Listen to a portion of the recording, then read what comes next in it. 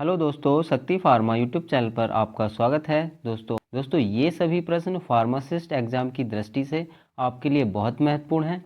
सो please दोस्तों एक notebook और पेन लेकर ज़रूर बैठिएगा। दोस्तों अगर आप हमारे चैनल पर नए हैं तो प्लीज़ चैनल को सब्सक्राइब ज़रूर कीजिएगा और वीडियो को अंत तक ज़रूर देखिएगा। चलिए अब हम डिस्कस करते हैं most important MCQ। Number 31, drug warfarin is used in disease. तो बताइएगा दोस्तों, जो ड्रग वारफेरिन होती है किस डिसीज़ में यूज होती है? Option A hypertension, B thrombosis, C congestive heart failure and D angina pectoris. तो हमारा जो करेक्ट आंसर होगा ऑप्शन बी यानी थ्रोम्बोसिस। चलिए अब हम नेक्स्ट क्वेश्चन की ओर चलते हैं। Question number 32, level of norepinephrine elevated in brain. मस्तिष्क में नॉर एपिनेफ्रिन का लेवल किस स्थिति में बढ़ जाता है बताइएगा। ऑप्शन ए है हमारा glaucoma, B myasthenia gravis, C schizophrenia and D arthritis. तो हमारा दोस्तों जो करेक्ट आंसर होगा ऑप्शन सी यानी सीजोफ्रेनिया। दोस्तों एक्चुअली सीजोफ्रेनिया क्या होता है? Schizophrenia is a mental disorder. ठीक है, सीजोफ्रेनिया एक मेंटल डिसऑर्डर होता है। और ग्लूकोमा क्या होता है दोस्तों? Glaucoma is a eye disease that can cause damage to the optic nerve. ठीक है, गॉट इट।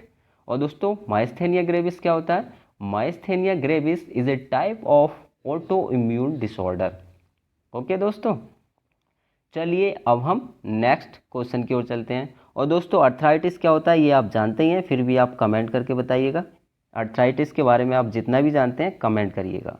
ठीक है, जितना आप कमेंट करेंगे दोस्तों आपको उतनी ही नॉलेज होगी। ठीक है, चलिए अब हम नेक्स्ट क्वेश्चन की ओर चलते हैं। Question number 33, glyceryl trinitrate is administered in angina pectoris by. Angina pectoris में ग्लाइसरिल ट्राइनाइट्रेट द्वारा प्रशासित किया जाता है बताइएगा। Option A intravenous route, B sublingual route, C है sublingual spray and D all of these. तो हमारा जो करेक्ट आंसर होगा दोस्तों ऑप्शन डी होगा यानी ऑल ऑफ दीज। ठीक है, चलिए अब हम नेक्स्ट क्वेश्चन की ओर चलते हैं। Question number 34, which one of the following is a viral infection. तो बताइएगा दोस्तों निम्न में से कौन सा वायरल इन्फेक्शन होता है? Option A polio, B typhoid, C plague and D none. तो हमारा जो करेक्ट आंसर रहेगा ऑप्शन ए यानी पोलियो। ठीक है, तो पोलियो दोस्तों एक प्रकार का वायरल इन्फेक्शन है। ठीक है, चलिए दोस्तों अब हम नेक्स्ट क्वेश्चन की ओर चलते हैं।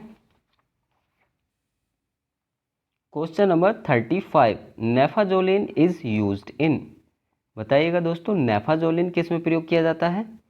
Option A hypertension, B nasal decongestion, C hay fever and D asthma. तो हमारा जो करेक्ट आंसर होगा ऑप्शन बी यानी नेजल डिकंजेशन। ठीक है, नेफाजोलिन जो है नेजल डिकंजेशन में यूज़ किया जाता है। दोस्तों हे फीवर क्या होता है? Hay fever also called allergic rhinitis. ठीक है, रनिंग नोज जिसमें होती है उसको हम हे फीवर कहते हैं। ठीक है, चलिए अब हम नेक्स्ट क्वेश्चन की ओर चलते हैं। क्वेश्चन नंबर 36 दोस्तों काफ़ी इंपॉर्टेंट है, कई बार रिपीटेड हो चुका है। लीकोट्राइन एंटागोनिस्ट इज। लीकोट्राइन विरोधी कौन सी ड्रग्स है बताइएगा। Option A montelukast, B ethionamide, C metronidazole and D nitrofurantoin. तो हमारा जो करेक्ट आंसर होगा ऑप्शन ए यानी मोंटेलुकास्ट। ठीक है, याद रखिएगा दोस्तों इथियोनामाइड जो होती है वो क्या होती है? Reverse drugs for resistant case. ठीक है, एंटी ट्यूबरकुलर ड्रग है ये, reverse drug for resistant case में। ठीक है, मेट्रोनिडाजोल दोस्तों आपको पता ही है ये नाइट्रो इमिडाजोल्स कैटेगरी की ड्रग्स है। ठीक है, एंटी एमोवेसिस में यूज़ की जाती है ये। और नाइट्रोफ्यूरांटोइन दोस्तों ये क्या है? It is use to treat UTI. ठीक है, यानी यूरिनरी ट्रैक्ट इन्फेक्शन में इसका यूज़ किया जाता है। ठीक है, चलिए अब हम नेक्स्ट क्वेश्चन की ओर चलते हैं। Question number 37, Crohn's disease affect which part of body. Crohn रोग शरीर के किस अंग को प्रभावित करता है बताइएगा।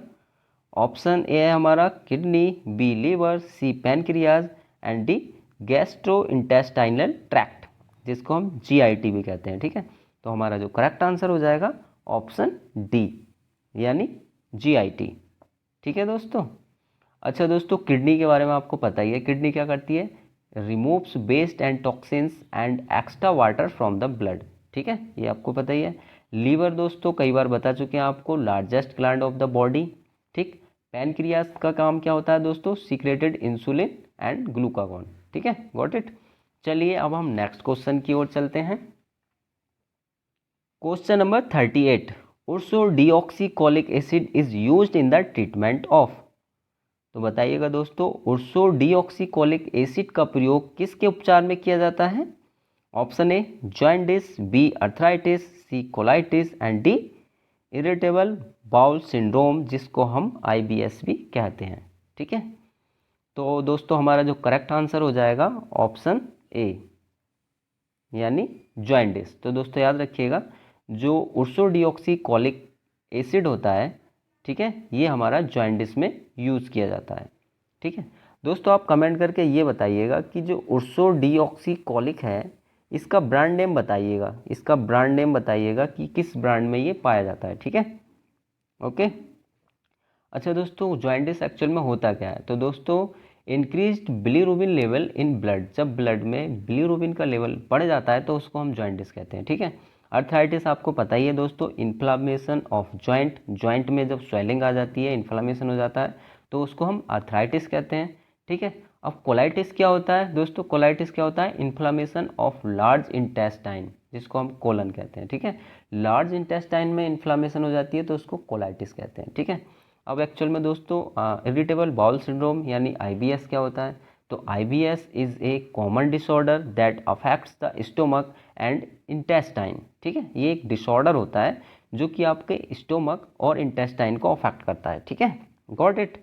चलिए अब हम नेक्स्ट क्वेश्चन की ओर चलते हैं। Question number 39, which branch deals with the study of ears. कान का अध्ययन किस शाखा से संबंधित है, बताइएगा।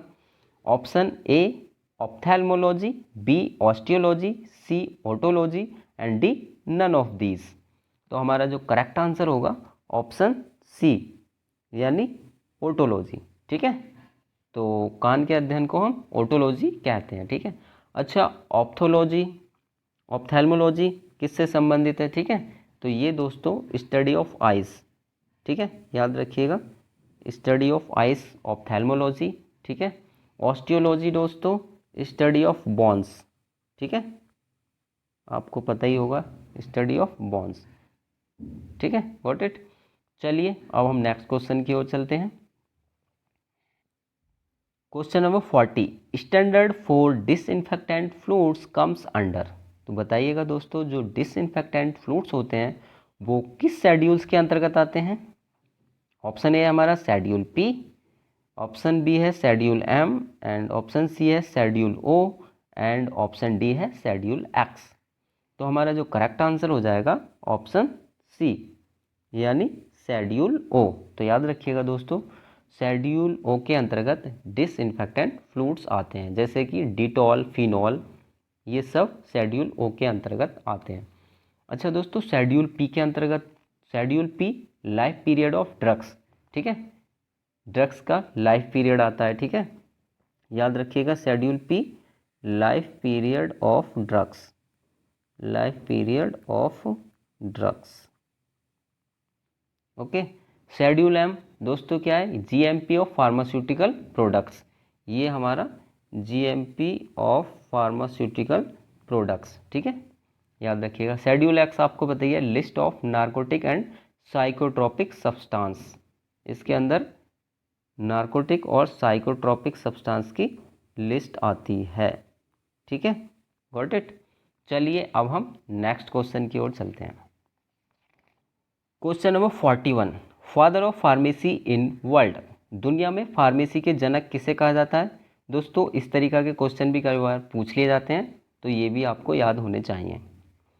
ऑप्शन ए है Galen, B R N Chopra, C Charak and D William Harvey.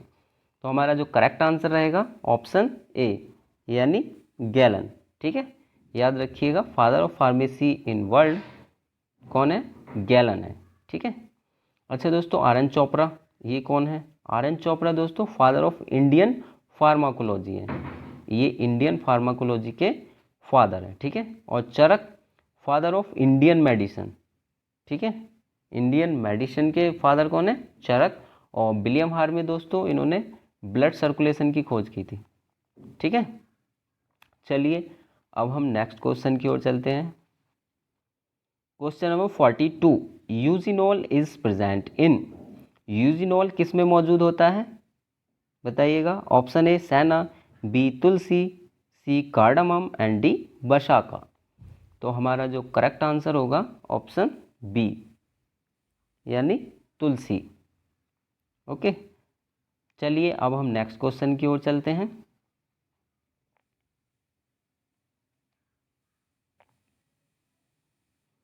Question number 43, rose water test is performed for, किसके लिए गुलाब जल का परीक्षण किया जाता है? दोस्तों मोस्ट इंपॉर्टेंट क्वेश्चन है, इस तरीका का एक ना एक क्वेश्चन आपको पेपर में देखने के लिए मिल जाता है, ठीक है। ऑप्शन ए है typhoid, B diphtheria, C rheumatoid arthritis and D syphilis. तो हमारा जो करेक्ट आंसर होगा ऑप्शन सी होगा, ऑप्शन सी यानी रेयोमेटॉइड आर्थराइटिस। दोस्तों ये बताइएगा, टाइफाइड, टाइफाइड के लिए कौन सा टेस्ट परफॉर्म किया जाता है? टाइफाइड के लिए दोस्तों आपको कई बार बता चुके हैं, टाइफाइड के लिए हमारा विडाल टेस्ट होता है, ठीक है, ये आपको पता ही है, विडाल टेस्ट परफॉर्म किया जाता है। डिप्थीरिया के लिए दोस्तों कौन सा टेस्ट होता है? तो डिप्थीरिया के भी दोस्तों हम बता चुके हैं, एक एलेक टेस्ट होता है, ठीक है, एलेक टेस्ट, और एक स्किक टेस्ट होता है, ठीक है।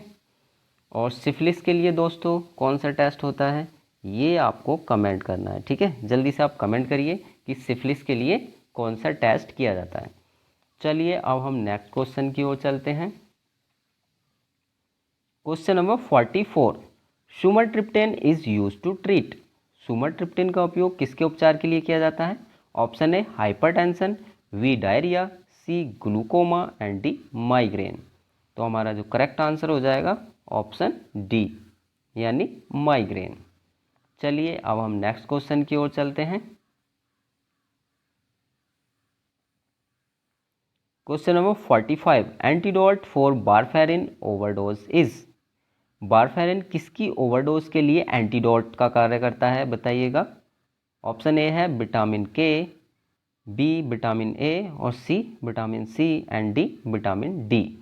तो हमारा जो करेक्ट आंसर हो जाएगा ऑप्शन ए यानी विटामिन के। दोस्तों विटामिन के का आप केमिकल नेम बताइएगा? तो विटामिन के का जो केमिकल नेम होता है वो फाइटोना डाइऑन होता है, ठीक है, फाइटोना डाइऑन, ठीक। विटामिन ए का दोस्तों रेटिनॉल होता है, ठीक। विटामिन सी का दोस्तों, विटामिन सी और डी का केमिकल नेम क्या होता है ये आप कमेंट करिएगा, ठीक है, जल्दी से आप कमेंट करिएगा दोस्तों, कमेंट करने की आदत ज़रूर डालिएगा दोस्तों आप अपनी। और दोस्तों आप वीडियो को लाइक नहीं करते हैं, प्लीज़ वीडियो को लाइक ज़रूर कर दीजिएगा। चलिए अब हम नेक्स्ट क्वेश्चन की ओर चलते हैं। Question number 46, which of the drug ACE inhibitors, कौन सी दवा ACE अवरोधक है? Option A amlodipine, B atenolol, C ramipril and D nifedipine. तो दोस्तों हमारा जो करेक्ट आंसर होगा ऑप्शन सी यानी रेमिप्रिल, ठीक है, याद रखिएगा दोस्तों, रेमिप्रिल है ये ACE इनहिबिटर्स होती है, ठीक है। और दोस्तों जो एम्लोडिपिन है याद रखिएगा, एम्लोडिपिन जो होती है वो कैल्शियम चैनल ब्लॉकर्स होती है, ठीक है, कैल्शियम चैनल ब्लॉकर्स, ठीक है, एम्लोडिपिन निफिडिपिन ये क्या है? कैल्शियम चैनल ब्लॉकर्स हैं। और दोस्तों अटेनोलॉल क्या है? अटेनोलॉल हमारी वीटा एड्रीनर्जिक ब्लॉकर्स होती है, ठीक है, ये क्या है? वीटा एड्रीनर्जिक ब्लॉकर्स, याद रखिएगा, ठीक है, वीटा एड्रीनर्जिक ब्लॉकर्स होती है अटेनोलॉल, ठीक है। और रेमिप्रिल हमारी ACE इनहिबिटर्स हो गई। और ये एम्लोडिपिन और निफिडिपिन कैल्शियम चैनल ब्लॉकर्स होती है। ठीक है, याद रखिएगा। चलिए अब हम नेक्स्ट क्वेश्चन की ओर चलते हैं।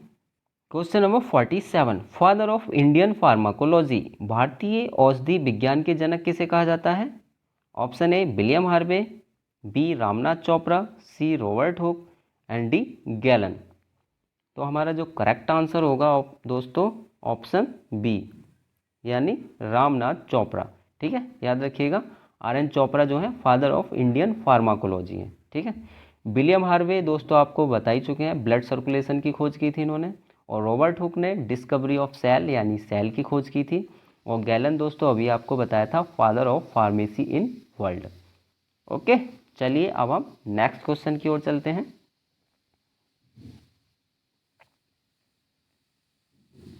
क्वेश्चन नंबर है 48, फेरुलिक एसिड इज प्रेजेंट इन। तो बताइएगा दोस्तों जो फेरुलिक एसिड है किस में उपस्थित होता है?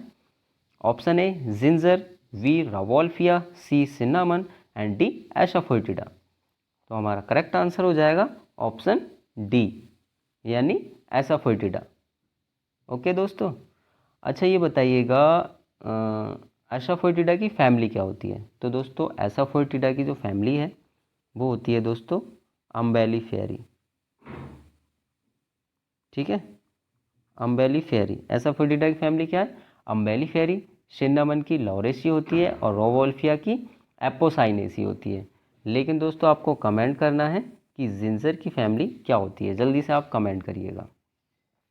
चलिए अब हम नेक्स्ट क्वेश्चन की ओर चलते हैं।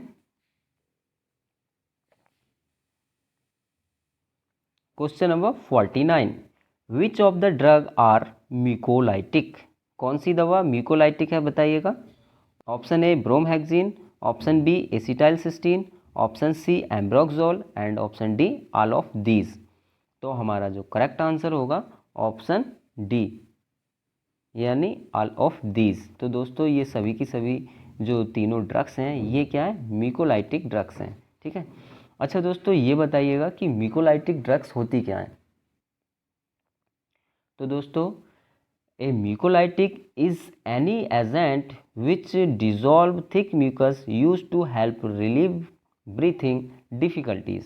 ठीक है, तो दोस्तों आपको समझ में आ गया होगा जो म्यूकोलाइटिक एजेंट होते हैं इनका काम क्या होता है? जो थिक म्यूकस होता है उसको डिसॉल्व करते हैं और हेल्प करते हैं, सांस लेने में हेल्प करते हैं। ठीक है, ये हमारे म्यूकोलाइटिक होते हैं। चलिए अब हम नेक्स्ट क्वेश्चन की ओर चलते हैं। Question number 50, Indian gooseberry also known as. तो बताइएगा दोस्तों जो इंडियन गूसबेरी के नाम से किसे जाना जाता है बताइएगा? ऑप्शन ए है amla, B clove, C vinca and D ginger. तो हमारा जो करेक्ट आंसर होगा ऑप्शन ए, यानी आंवला। ठीक है दोस्तों, आंवला की फैमिली क्या होती है ये आप कमेंट करिएगा। ठीक है, आंवला की फैमिली बताइए। क्लोव की दोस्तों मिर्टेसी होती है। ओके, और बिनका की जो होती है एपोसाइनेसी होती है, और जिंजर की दोस्तों जिंजीबरेसी होती है। ठीक है दोस्तों, अगर आपने अभी तक हमारे चैनल सब्सक्राइब नहीं किया है तो प्लीज़ चैनल को सब्सक्राइब कीजिएगा। दोस्तों अगर आपको वीडियो पसंद आया हो तो प्लीज़ वीडियो को लाइक एंड शेयर ज़रूर कीजिएगा। दोस्तों अगर आप और भी मॉडल पेपर चाहते हैं तो प्लीज़ हमें कमेंट करके बताइएगा, जिससे कि हम आपके लिए नेक्स्ट मॉडल पेपर ला सकें। सो प्लीज़ दोस्तों stay healthy and take care. Thank you for watching.